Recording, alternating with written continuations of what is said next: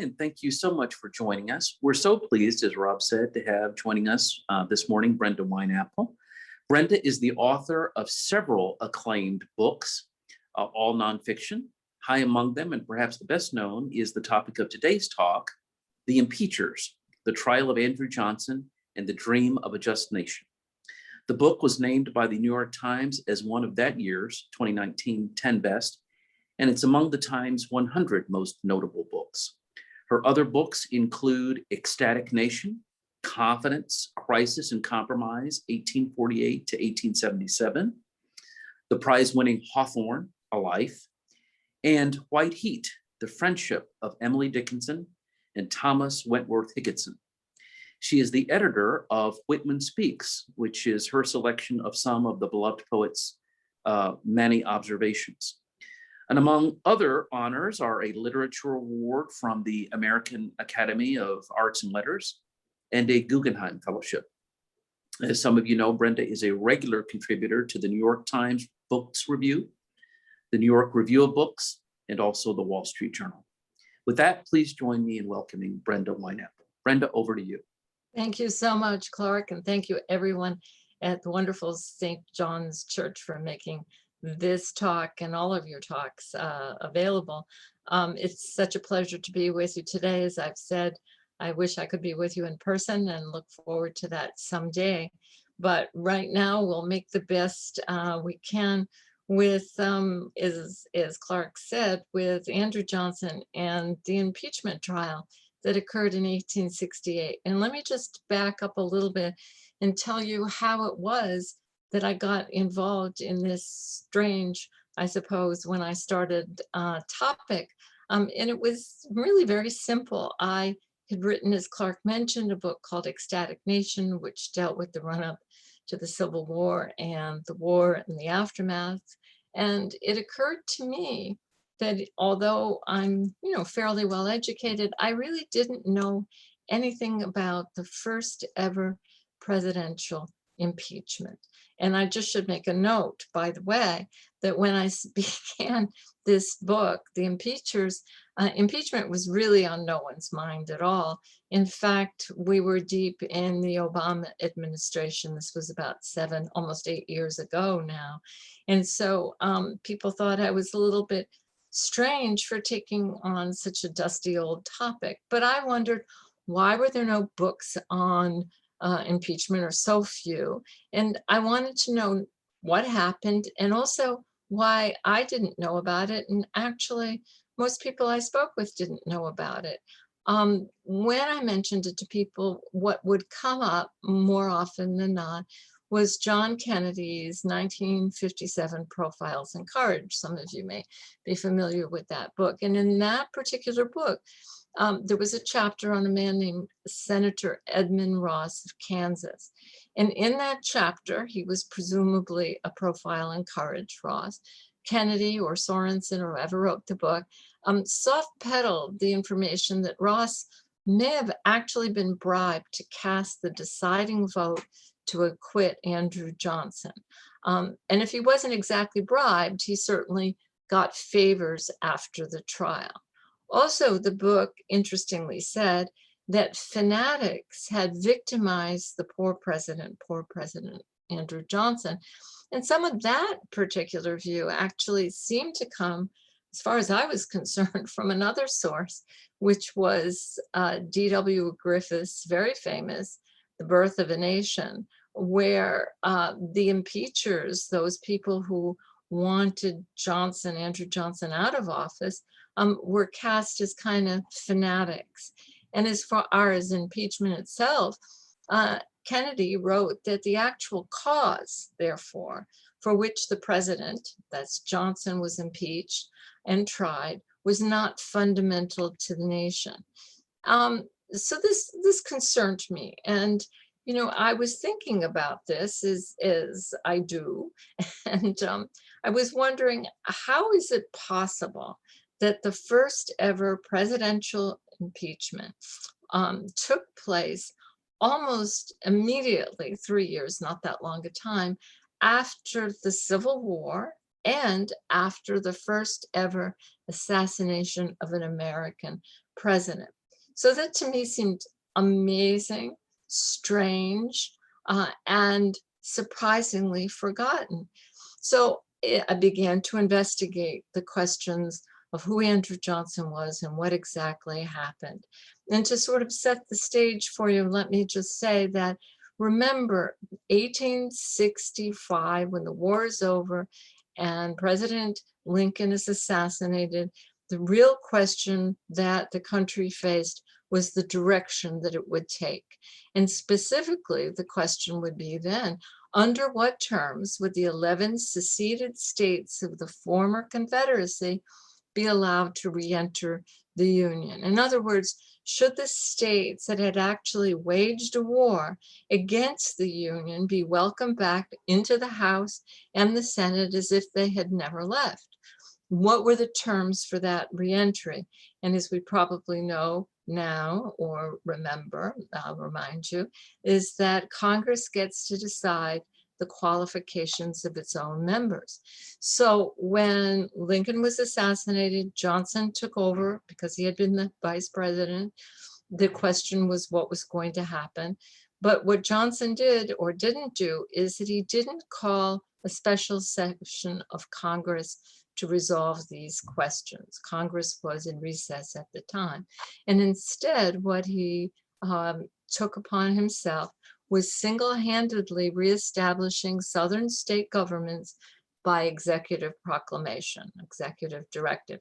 Some of these terms have become very familiar to us, which, as I said, when I began the book, I really didn't expect that would happen.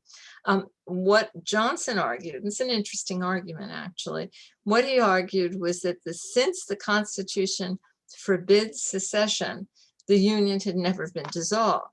So, of course, that was, according to Representative Thaddeus Stevens, who was a progressive at the time, he said, that's like saying murder is against the law.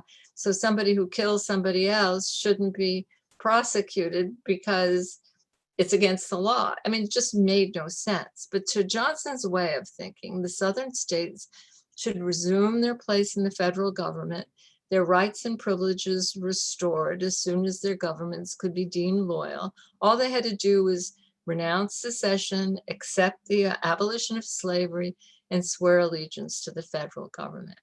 The problem with that, and it was a big problem, was that what then do you do with the 4 million Black men and women recently freed, former slaves, but who had been deprived during their servitude of not any kind of ownership of their lives, even the ability to read and write? So the question would be, what about them? What about their civil rights? Shouldn't this newly freed population be able to control their education, their employment, their representation in government even? You know, Republicans and Black leaders both asked, weren't these former enslaved people citizens? Johnson had an answer for that, Andrew Johnson. And his answer was, this is a country for a white man, and by God, as long as I'm president, it shall be a government for and of white men. That was astonishing then. It was as astonishing then as it is today. So the question is, who was this Andrew Johnson? Andrew Johnson was born in North Carolina, very poor. He was actually, like Lincoln, born in a log cabin, we're told. He was a self-made man. He became senator, lifelong politician, became senator in Tennessee, where he had moved. But you might say then, and you might ask, how was it that he was on Lincoln's ticket in 1864? Well, the reason is actually interesting and simple. Johnson was a hero in the North because he was the only Southern senator, only Southern member of Congress, only Southern senator to actually speak out against secession in 1860 and for the preservation of the Union after Lincoln's election. As a result, he was hung in effigy from one end of Tennessee to another as a traitor. He was considered a traitor in the South But the North, of course, thought of him as a hero. And so Lincoln in 1864 didn't know two important things. One, he didn't know he would win the election, and he was afraid that he wouldn't, and he wanted to finish the war. He wanted to prosecute the war. He wanted to make sure the slavery was abolished. He wanted to win. He wasn't sure he would win. That's the first thing he didn't know.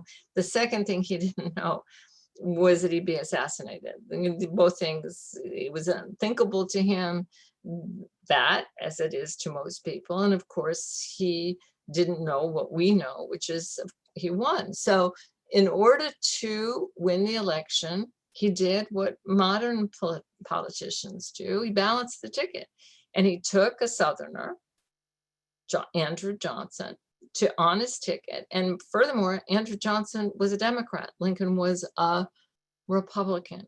So here we have this balanced ticket. And 1864, Lincoln wins. 1865, shortly after the inauguration, Lincoln's assassinated. And then at first, the Republican Senate and House thought Johnson was going to actually work well with them. They thought that because he had said treason is a crime and should be punished, he said that during the war when Lincoln had appointed a military governor of Tennessee, they thought that he would work with them to create a body politic that actually abolished slavery and the effects of slavery. But what he did as soon as he got into the White House, Johnson, was start issuing pardons to former high-ranking Confederates at the rate of about 100 a day.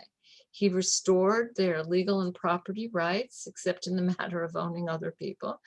And white Southerners used this hands-off policy to concoct a new form of states' rights, which they called home rule. And what happened in the South is one legislature after another started passing what were known as black codes, designed to prevent the freedmen and women from owning property, traveling, making contracts, enjoying any form of civil rights or due process. In fact, they elected in so many places, so many former Confederates to high office that, for example, Louisiana was called the rebel legislature, and the police force there was made up of Confederate veterans, 2/3 of the force. So that when a constitutional convention, for example, was called in New Orleans to discuss whether Black men, not women, of course, should have voting rights, within hours, over 100 Black men and women were executed point blank while they kneeled and prayed for their lives. And by the time the day was over, it was such a massacre that over 300 people, mostly Black, were wounded, perhaps more. Later, the writer W.E.B. Du Bois said Reconstruction in Louisiana was a continuation of the Civil War. Meantime, Johnson was vetoing all legislation that had to do with giving citizenship to the former enslaved. He vetoed a civil rights bill. He vetoed, which only conferred equal protection under the law. Congress, which had the ability to override his veto because it was controlled by Republicans, not only overrode the veto, but then they decided to pass the 14th Amendment to enshrine civil rights in the Constitution. In the summer of 1866, Johnson hasn't been in office maybe a little bit more than a year. He actually toured the country to rally what we would call today's base, just to rally support against the ratification of the 14th Amendment. During the trip, which was called a swing around the circle, he went on such a tear that he started yelling that congressmen who disagreed with him should be hanged. Ulysses S. Grant, who was asked or demanded to go on this trip, was so mortified that he actually went on a bender. He couldn't really hold his liquor, and they had to lock him in a baggage car to make sure he didn't humiliate himself more. Johnson himself had been so humiliating to the people who were there. But make no mistake now, we're in 1866. The decision and then the vote to impeach Andrew Johnson didn't come easily. It didn't come quickly. It was buried for a long time in the Judiciary Committee to buy time because, and we know this from today, when half of the United States impeachments happened in the last year and a half, no one knew what the impeachment of a president of the United States would mean, or even what grounds were necessary. And as you probably know now, only too well, that conviction requires the person to be removed from office. That's all. That's the trial takes place in the Senate. You need 2/3 of the Senate to vote in the trial for conviction, and then the officer is removed from office. As for further punishment, the person may or may not be prosecuted by law, and that's pretty much it. But the question really was, what are the terms for an impeachment? And we know today, as they did in 1866, 67, 68, that the officer, the president in this case, had to commit treason, bribery, or high crimes and misdemeanors. But what is that really? Nobody was really sure. In other words, are impeachments to proceed because of actual violations of law, such as so-called high crimes, misdemeanors? Yes, treason, yes, bribery, those are infractions of law. But what's a high crime and a misdemeanor? Is a misdemeanor the same as stealing a chicken? Could you be impeached for that? Or high crimes and misdemeanors, does that mean something else? Does it mean what Hamilton said in Federalist, that it's an abuse of executive authority, proceeding from a violation of public trust? Or put another way, does the president have to commit illegal acts and hence demonstrably impeachable ones? Or can the president be impeached for an abuse of power and be held accountable for actions that might be deplorable, bigoted, and reckless? So that's all difficult, as we know. And so to avoid these questions and even turmoil, Congress had been seeking to stop, to thwart, to rein in Johnson's really violent race baiting and supremacist policies with legislation that overall had been moderate. As I mentioned, the civil rights legislation and then the 14th Amendment, neither of which conferred political rights. So Congress, what it did then to rein Johnson in was pass a series of Reconstruction Acts, and to consolidate their point. And what they wanted to do was consolidate the achievement of the war by conferring voting rights on Southern Black men. Again, women, forget that, that's much later, which Johnson said would weaken and degrade and destroy the government. But Congress had the votes to pass these laws to do that. And it also instructed, part of Reconstruction was, it instructed the armed forces to keep the peace in the South. Because as I mentioned, there's just one terrible massacre and slaughter and after another, especially of Blacks, but also of white Republicans.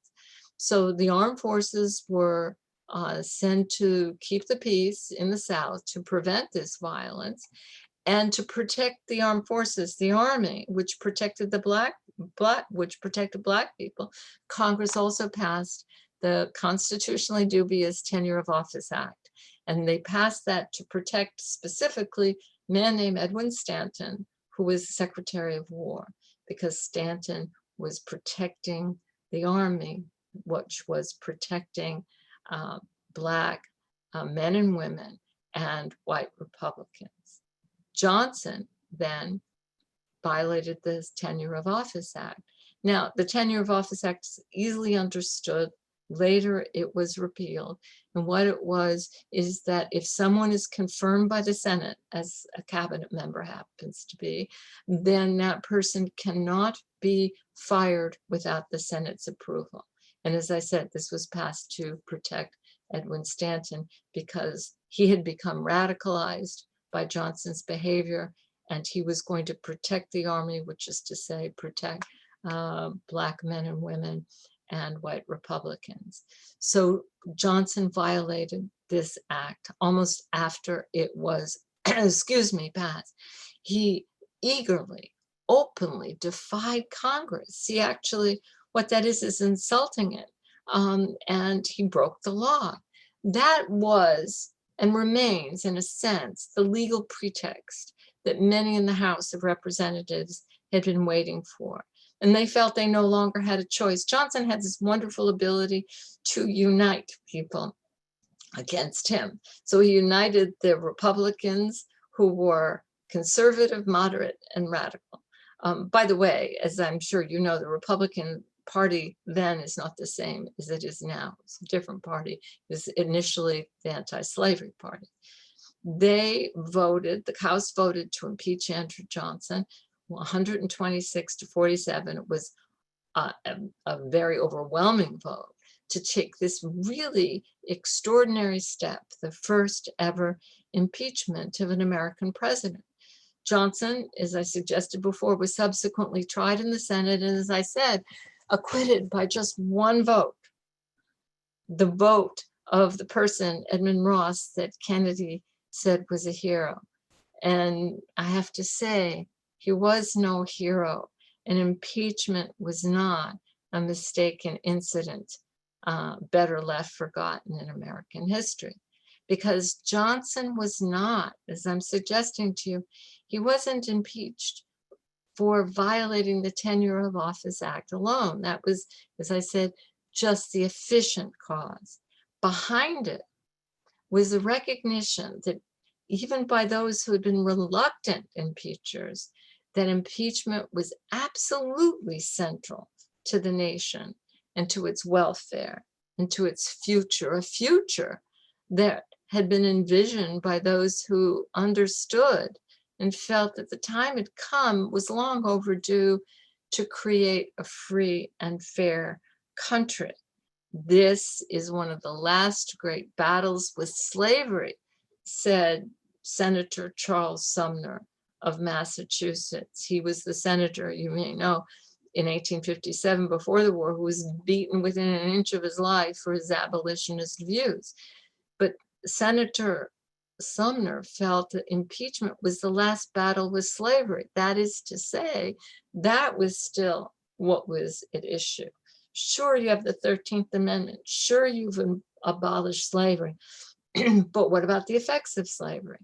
What about fairness and equality and a redefinition of the country?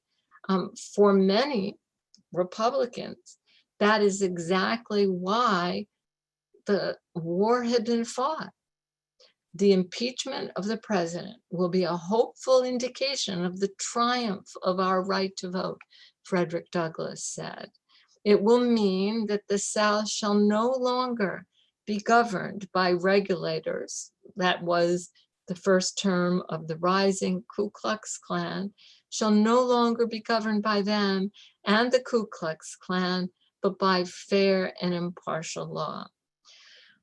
Well, Frederick Douglass was partly right. The impeachment process then was a hopeful indication of the right of Black men and eventually men and women to vote. It was a hopeful indication of the way America was changing and could change. And so, to conclude, what I would say is that the impeachment and trial of Andrew Johnson was actually, it's not about the Tenure of Office Act, and it wasn't forgettable. I mean, it was forgettable, but became forgettable, it seems to me, because it was about race.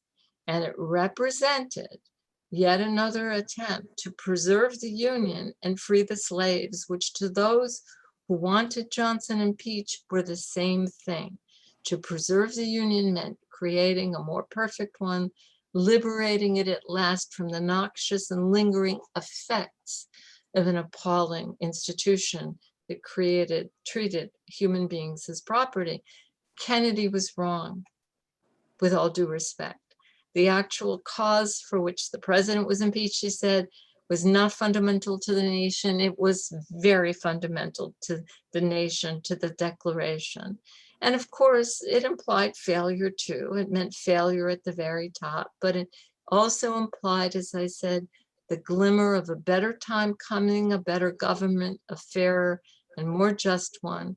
It implied that the American president, Andrew Johnson, any American president, was not a king, that all actions have consequences, and that the national government, an experiment conceived in hope, with checks and balances, could courageously maintain itself without waging war, even right after one. So I think that's why impeachment was both important and at the same time, alas, why it was ironically forgotten, that we learned so little about it. But I was really pleased and gratified and I think inspired to learn who Johnson was and what happened. And I hope you are too. Thank you so much for your attention. I appreciate it. Thank you, Brenda. That was absolutely terrific. Well, why don't we start the questions where you left off? There's so many wonderful passages in the Impeachers. And, I think it's tough for us to get our heads around the concept of someone, President Johnson, who was at the same time anti-secession, which was about slavery, but at the same time pro-slavery, or at least pro-white supremacy. Yes. And that leads to this passage in your book: allowing white Southerners to rejoin the Union quickly, while at the same time denying the black man the vote, seemed to many Republicans, black and white, replanting the seeds of rebellion, as Thaddeus Stevens said, which within the next quarter of a century will germinate and produce the same bloody strife which has just ended. And that so passionate. I mean, it was about, depending on when you date the modern civil rights movement, did it start in the 50s? Did it start in the 60s? But that's almost exactly right. It's chilling. That is a really chilling comment of Thaddeus Stevens. And I have to say, he was one of the impeachers that I felt needs to be restored to an important place in American history. I remember as a kid seeing Birth of a Nation, and he was figured in that as a diabolical, twisted person, a fanatic with a club foot. And that's really how he appears in Kennedy's book. But he was right. He really was right. And he felt that the impeachment and the giving, as I said, black men, but people, the right to vote, representation in government, was the only way to prevent what actually happened, which was the South, the white supremacist South, losing the battle but winning the war. And he could see that. And that's what's so remarkable to me. To the first part of your comment, though, and I think it's an important one, Andrew Johnson was against secession, but it did not mean he was against slavery. Right. And it seems like we assume that if you're against secession, you're against slavery. But he thought slavery, and he probably was right. Slavery was better preserved within the Union. He thought if you break apart the Union, and if the South secedes, then you're really going to destroy the institution. He wanted to protect slavery. I mean, one of the first things, he was very poor. He got money, he had a big sort of tailor outfit. And one of the first things he did when he sort of achieved a higher status was buy people. I mean, that's just remarkable to me. There are a lot of people who are born in poverty who then get money, Thaddeus Stevens, Abraham Lincoln, and then they don't buy someone. I mean, what kind of person does that? That's an interesting question, but so be it. Speaking of buying people, can you tell us a little bit about the basis for the presumption that Ross was bribed to acquit? Well, I wanted to find the actual, material, if I could find it, whatever, almost 200 years later, 150 so years later, I would have been very happy. But there is a kind of paper trail where Ross does say after the vote, constantly he's writing to Andrew Johnson. We have that information. In appreciation for my vote, I would like this. I would like this position for this person. I would like this because I voted this way, and so forth and so on. So that is an indication that he was doing something. And also, as I document in the latter part of the book, there was a lot of money that was being exchanged, so I can't prove that Ross actually was paid. I know that he got what we would call perks or quid pro quo today. But there was money that was going around quite a bit. There was a lot of that information, and there was an investigation after the vote, but a lot of that information has disappeared. But there's smoke. Can you tell us a little bit about the press coverage of impeachment and of the trial? And one of the characters who appears in your book, in addition to Frederick Douglass, is Mark Twain. And there's this wonderful quote in your book from Mark Twain where he says, and he covered the trial, "I believe the Prince of Darkness could start a branch of hell in the District of Columbia if he has not already done it." Right. You have to love Mark Twain. One thing about Mark Twain is he's always Mark Twain. What I didn't know or didn't appreciate about Mark Twain was that he was an amazingly funny and smart and perspicacious political journalist. And he was in Washington. I mean, yes, he was writing funny stories and he wanted to write books, but he was in Washington at the time, just before and when the impeachment started, then he left, covering people. I have his notebooks where he talks about Thaddeus Stevens, whom he likes a lot. He was in the Senate and in Congress in the what is reporters gallery, and huge numbers of people were. And as soon as reporters and journalists, and as soon as they got information, they went to places nearby on Capitol Hill where they telegraphed immediately what was going on. So the coverage was enormous. It was front page news for the length of the trial, 6 or 7 weeks or so. And the dispatches of Mark Twain, and later the Premier of France, who at the time was also in the United States covering the trial, was Georges Clemenceau, which is so interesting as well. And his dispatches that he's sending to Paris, this international news, was again, it's chilling. What's chilling about it is they saw what would happen if impeachment, if conviction didn't occur, and they could predict, as you said, Clark, in your question, the future of the country. And unfortunately, we know what that future was, but they did too. You said that the impeachment vote in the House was overwhelming. I'm not quite sure what the party split was in the House at the time, but was it bipartisan? No, it was overwhelming, but in an interesting way. I mean, when we say bipartisan, we think two parties, and all the Republicans voted for impeachment, and the Democrats, and Johnson had been a Democrat, voted, not for impeachment. But one of the things that's interesting is bipartisan is more complicated in that the Republicans were split, and they were split into 3 factions, very strong factions. I would say conservative, moderate, and what were called radical Republicans. Those are the ones who got a bad name. They would be considered progressives today. They were the ones who pushed Lincoln to prosecute the war more vigorously, because Lincoln had been slow a little bit. Frederick Douglass had always said Lincoln was a little slow, but seen from a distance, he did what he needed to do. So in that particular sense, what Johnson did was actually unite the Republican Party. The Democrats were not going to vote for Johnson's impeachment. However, and this I find very interesting, 1868 was an election year. We've been there before. And so there was, so impeachment is taking place as both Republicans or Democrats are looking at the national conventions about to happen. And in fact, part of the trial is suspended while the Republican National Convention takes place.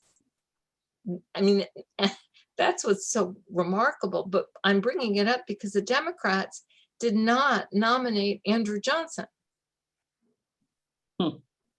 Fascinating. So you can say the vote wasn't bipartisan, but nonetheless, the Democrats didn't want to touch him anymore either. Fascinating. Some questions from the audience. So Sure. just to clarify, the stated reason for impeachment was firing Stanton, or was Yes. it the Tenure of Office Act? It's basically the same thing. In other words, to fire Stanton without the approval of the Senate, in other words, while the Senate is not in session, is a violation of the Tenure of Office Act. So it was the same thing, because Tenure of Office Act, as I said, protected Stanton and those like him, but it was a cabinet member. He suspended Stanton. Stanton didn't leave. The Senate backed Stanton and didn't approve the removal. And Johnson then fired Stanton. And so, you know, in a sense, Congress felt it had no choice, because they pass a law and then the man breaks a law. How can you then have a government if you just allow the chief executive to break the law you just passed? And he said, you know, it wasn't a good law, it wasn't a constitutional law. Well, you let the courts decide that, which they did later on.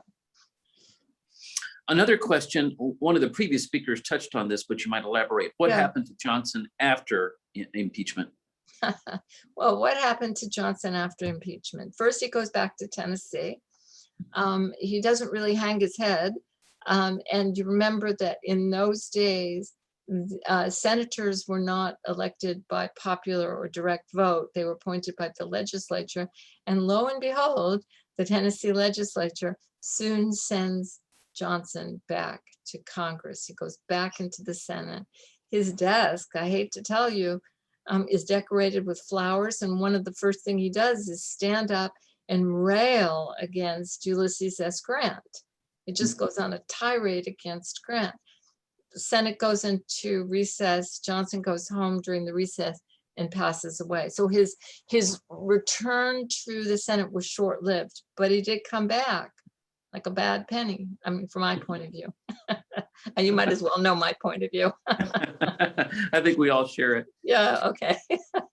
You talked about at least one of the impeachment managers, perhaps the most famous, Thaddeus Stevens. What about the president's defense counsel? I would argue that over the course of impeachments, the quality of defense counsels has varied. What were his defense counsel like? I think they were brilliant, actually. You know, William Seward, who was, you know, he was in the Lincoln cabinet. He actually wanted to be president when, you know, but Lincoln got the nomination in 1860. And then Lincoln, as we all know, I think, put him in the cabinet. And he stayed in the cabinet under the Johnson administration. And Seward is a complicated person, and was really, many thought he was tantamount to Mephistopheles whispering in Andrew Johnson's ear. And he was very smart, in many ways, much more politically savvy than Johnson, who, as I said, managed to alienate everybody. And Seward had a lot of connections. He had connections, as we know, bribing for the 13th Amendment, but he probably had connections about the Johnson impeachment. And he got one of the impeachment lawyers, you know, Johnson's lawyers, was William Evarts, who was a brilliant lawyer. And there was really an array of really terrific lawyers, I have to say. You know, their arguments really focused on the Tenure of Office Act, specifically because there were 11 impeachment articles, and only one really dealt with the larger abuses of power, or two really dealt with that, most focused on the Tenure of Office Act. But while they were focusing on that, Johnson's lawyers were also, you know, really, in a sense, scaring people, saying, you know, you can't do this, you have to respect the office of the president. This is really about policy. I mean, they were very deft. They really were very deft. Can you talk a little bit about the implications for today of the Johnson impeachment? That was the closest any president's ever come, because it was one vote, as you say, Exactly. conviction and removal. Is the takeaway that impeachment, along with the most recent, is the takeaway that the clause in the Constitution is essentially meaningless because it's so hard to do? No, I mean, I think it's good that it's hard to do. You know, that it's not a bad thing that it's hard to do because it's so serious, you know, and one of the things that was reassuring, I mean, I deplore what happened. I deplore the fact that he was acquitted. But one of the things that I felt that was remarkable was that it happened, the impeachment vote and then the impeachment trial happened in an orderly, rational, serious, concerted way. And as I said, it happened right after, virtually right after a war. I mean, the country is still in very bad shape, particularly in the South, for everybody in the South, Black and white. And that you can have a trial of this kind of proportion and seriousness, I think was very reassuring about the way the government was set up to function. It doesn't function always the way we want it to. It doesn't go in the direction we want. But there were other considerations. As I said, there was an election coming up and the Republicans were looking to their candidate, their hero, Ulysses S. Grant, and they didn't want to rock that boat. So it's complicated, seriously, but I wouldn't say impeachment and the clauses in the Constitution are meaningless by any means at all. And I think the recent impeachment suggests that too, the trial. One more question. One of our speakers mentioned Johnson's hatred of wealthy white plantation owners and his fear that their freed slaves would all vote with their former masters. Was that a factor in his not wanting recently freed slaves to have the vote? No, I think it's more basic than that. And I'm sorry to say this, but I think racism is, in his case, is just more basic than that. And it's, you know, and I'm not excusing it, but you have to remember he had been very, very poor, and the planter aristocracy, the white planter aristocracy, had excluded him. And when he got power, he wanted in some sense to be part of that and show that he was as good as they were. And in the South, you know, the way he was brought up, since he was so low on the totem pole, he wanted people lower than him. And and that was the Black population. And that's the way I think he saw the world. You know, it's there's a way in which it's pathetic and tragic. It's tragic for the country, pathetic for him. And final question, since you mentioned it a couple of times, and it's such an important point, if even John Kennedy in Profiles in Courage would argue that Edmund Ross was a profile in courage and that the impeachment was inconsequential, does that just further underscore the notion that the South, the lost cause issue, the South lost the war but won the peace? I'm afraid that's the case. I mean, you have to remember that book was published in I'm still in the 19th century, 1956. All right. You were talking about the civil rights movement. It's just starting, really. It's around the same time as, you know, Brown versus Board of Education. I mean, things are really happening in the 50s. And Kennedy's writing that book before they quite happened. I don't think he quite gets it. And also, I don't think they did very much work. I think they took Edmund Ross's own self-vindicating memoirs as possible. And they were trying to set up a Republican who stood against the Democrats. And they're trying to, you know, Kennedy was thinking about running for office. So, I mean, there was that in that particular case as well. So it's unfortunate, but it really tells us, I think, a lot about the 1950s and the 1940s and the 1930s, and, you know, going back quite a bit of time, alas. But, you know, I hate to end on that note. So the good news is we're not there anymore. I mean, I don't know where we are, but we're not there anymore. Exactly. Brenda, we cannot thank you enough. What a fascinating talk you've given us, and what a wonderful way to conclude this session on a little known about, but very important in the scope of history president. Thank you so much. Thank you all so much for inviting me. Thank you.